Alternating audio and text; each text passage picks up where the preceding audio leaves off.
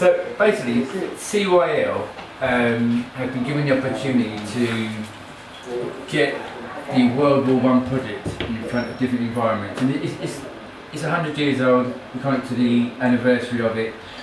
So our task is to try and engage young people about the subject, and then for you guys to really be as creative as you can and provide us back some content, as whether it be rap, poetry or spoken word. Okay. Yeah. Cool. My name is Soleil. My stage name is Source. I used to rap, so I grew up in New York. I'm from America. That's why I sound kind of funny, because I've been here for so long. I've been here for like 12, 13 years. So I used to rap, you know, like raw rap and stuff, real street rap. And I kind of grew up and I matured a little bit, and I was like, you know, I'm saying stuff, you know. I thought of myself as kind of like a Nas type of rapper, you know. I'm like, listen to the messages that I'm trying to talk about in my rap. But people are like, yo, that beat's crazy, or, you know, people are like dancing to it. I'm like, listen to what I'm saying, you know. So I kind of stopped there and I made that transition from rap to poetry. So I started writing poetry, and then I was like, I could bring like the two things together, infuse the rap and the poetry together. Now I call myself a poet, you know. So it's spoken word, really. So I perform spoken word, poetry put together. I can give you guys an example right now. So I've been doing like the kind of spoken word stuff for about maybe 3 or 4 years now, and I kind of like more or less lost the passion for rap, you know, and kind of developed more passion for spoken word, because I think it kind of has more power in reaching people. So sometimes I do infuse music in it as well, but sometimes just kind of like just use the words by itself. Okay, so this piece right now, actually I'm working with someone who's a motivational speaker. He's from Derby, and we've been touring around London mainly, but also in other areas, delivering motivation to young people and to different people in the community who are working with people to kind of inspire people, just like this organization is doing, you know, creating real role models in the areas. So we've been going around different parts and stuff, and speaking, motivation speaking. I'm kind of still practicing that at the moment, but I'm using my poetry and my spoken word to kind of motivate people and inspire people, and actually how they can be a better version of themselves. So this piece is called The Art of Being Brilliant, and our thing that we do, the motivational thing, is called The Art of Being Brilliant. Now the Art of Being Brilliant essentially is about how you artistically can be more brilliant within yourself, you know, because we all have it within us, and sometimes you just need to kind of dig deeper and find it within yourself, you know. But it's also about people in the community cohesively working together, you know, to build a community and build strong communities and kind of create real talented individuals, you know. So, okay, question. What's your purpose? Are you living a purpose-driven life? Or is life driving you without purpose? Through this journey of life, where we often measure our own successes by the standards of others, but you stand above others, a beacon of excellence who brings hope to those in search of your guiding light.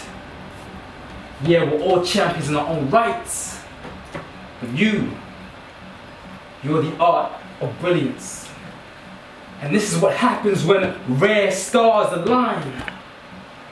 Mother keeps telling me I have a bright future ahead of me, but of course, she just wants to see her son shine. What's true happiness if it isn't a state of fulfillment? And I want to capture this moment. So take a picture, film it. Because I'm just a young man with a passion and a way with words trying to live out his dream.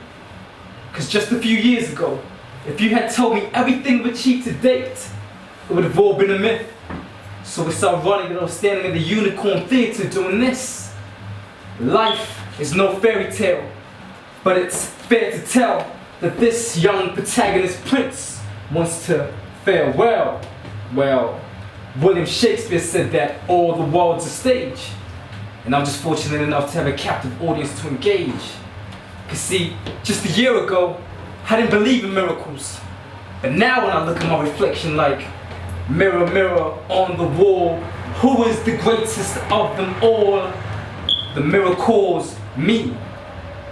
I said I didn't believe in miracles, But when I look at my reflection, I see that the miracle's me. Me. With self-belief, you can achieve and overcome any obstacle. It's the power of self that brings you up when you're down and have nowhere else to go. You're self-made, so you say you came from nothing to something, but that nothing meant something because it provided the fuel for this drive. So you strive, but where you going? Because you're driving a car with no wheels. It's like God gave you drive, but no will. Ew. See, that's what I at most fear. To be in disguise amongst stars who don't shine clear. I said that's what I at most fear. To be in the skies amongst stars who don't shine clear. Being brilliant takes practice. You can't just reach out and grab it, it's a habit. So if someone's providing the tools to cope with the mechanics of being brilliant, and please, I think we all need to have it. Why do you think I wake up every morning and put on a suit? I'm in pursuit of my dream. You see, every line you come across just isn't what it seems. This is the role that I'm fitted for. To suit up and get to crafting words whenever I seem stressed. Remember I said every line you come across just isn't what it seems. This is the role that I'm fitted for. To suit up and get to crafting. Seamstress. The world's our canvas. And with mine, I'm trying to create a portrait to portray every last bit of my legacy until I stand with the elites. My sole purpose is to never see defeat. Yeah, I can stand here all day and preach, but what's the motive of this motivational speech if it doesn't reach? So if this is the only time I get to stand and perform on a platform like this, I won't want to give it a miss. It's like I came up out of an abyss, from underground rapping to this. Sheesh. They say it's harder for you to come up when you've come from the pavement, but I thought pavement creating a smooth path for people to walk through. So if we do well, they will too. But let's not dwell on that. You do you. Because we all play a small part, and a part that's part of the bigger picture. Small pieces to a puzzle, fitting into our parts, pulling together to become greater than the sum of our parts. We all add value to what we do. There's no dispute. So man, salute.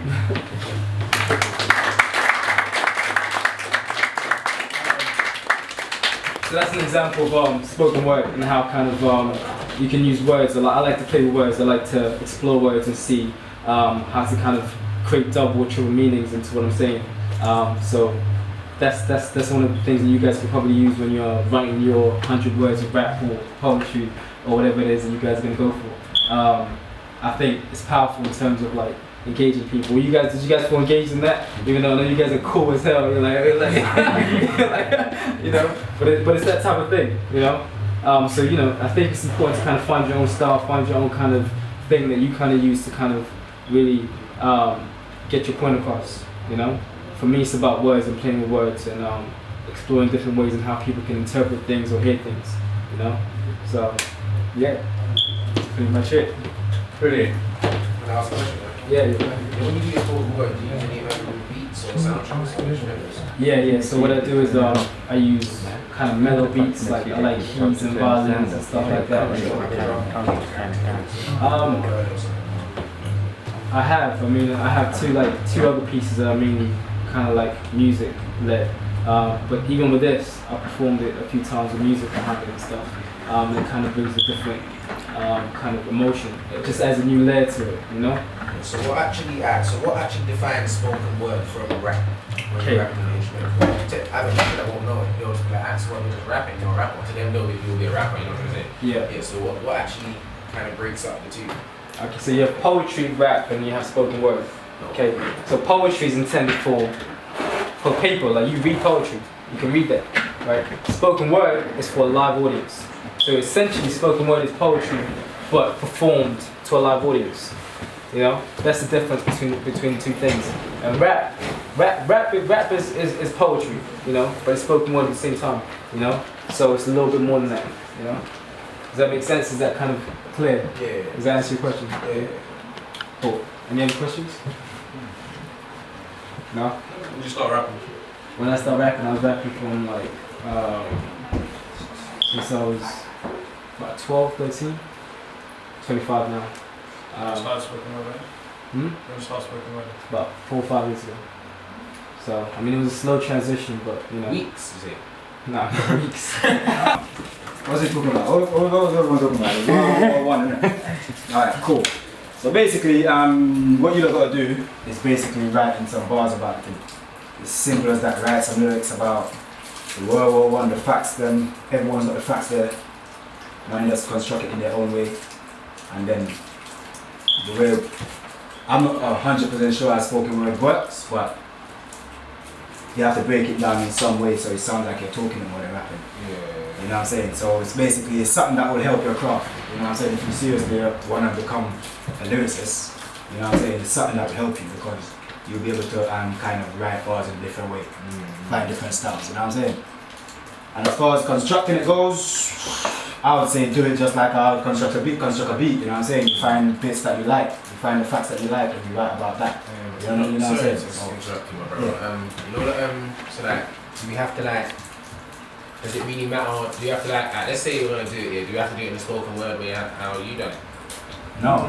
You don't have to do it in your own way. So You do it in your own way. You understand? Yeah. Because me, I'm not a man about rules, you understand? So like me, just like when I'm making music, I don't like thinking, yeah, there has to be a 16 bar chord verse and then the chorus has to be 8 bar. I don't think like that. I think more like if it sounds right, it's right. You know what I'm saying? Alright, give it up for Reese, everybody! Big some marijuana, you man. You alright? 1914. Way before you could even phone a friend. No need to ask who wants to be a millionaire. You don't get that. It's a battle of attrition. This could be the end. Go and get your gas mask. Go and build a strategy. Grab the machine gun. Leave them in agony. wait. Right. Know what you're fighting for. I'm in charge of this mission. I know all of the casualties. Right. That's it.